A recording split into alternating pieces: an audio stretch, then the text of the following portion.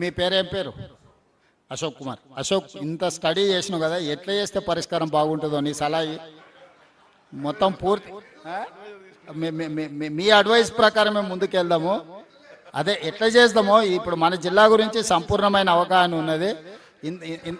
ఇంత లోతుగా స్టడీ చేసినావు కదా, నువ్వు అదే అదే సోదరా, నిధుల దీనికి కూడా మళ్ళీసారి ఉత్తమన్న అశోక్ కుమార్ని ఒకసారి పిలుచుకొని ఒకసారి కూర్చొని మాట్లాడితే మనకు మంచి పరిష్కారం దొరుకుతుంది. ఒకసారి మంత్రి గారికి నేను చెప్తున్నా, నువ్వు వచ్చి కలిసి కొంచెం నీ సలహా సోదరా.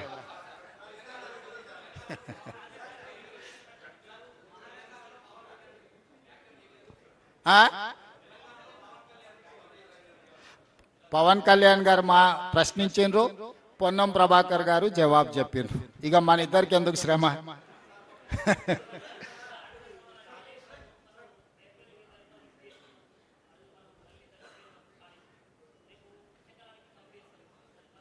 టెస్టులు చేయకుండా చూడు మిత్రమా, టెస్టులు జరుగుతున్నాయి, టెస్టులు పూర్తి చేయకుండా మేము ఏం పని చేయము. ఎన్డీఎస్ఏ ఇచ్చే సూచనల ప్రకారమే మేము పని పోతాము. మేము టెక్నికల్ ఎక్స్పర్ట్స్ కాదు, నేను కానీ ఉత్తమ్ కుమార్ రెడ్డి గారు కానీ.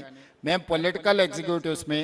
Technical experts different government of India ఏజెన్సీలను, ప్రైవేట్ ఎక్స్పర్ట్స్ని అందరిని ఎంగేజ్ చేసినాం. ఎక్స్పర్ట్స్ ఇచ్చే నివేదిక ప్రకారమే పునరుద్ధరణ జరుగుతుంది. కేసీఆర్ ఉరికిండానో, హరీష్ రావు అరిసిండానో, అర్ధరాత్రి అర్ధాంతరంగా మళ్ళా చేస్తే గదే అవుతుంది.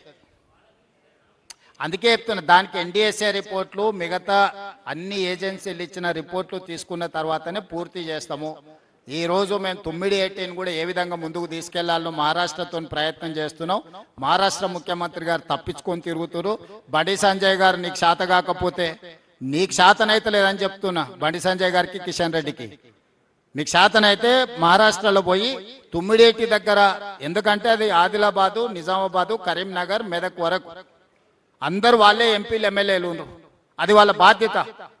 రైతుల కోసం పని చెప్తే ఆయన ఏదేదో మాట్లాడుతున్నాడు.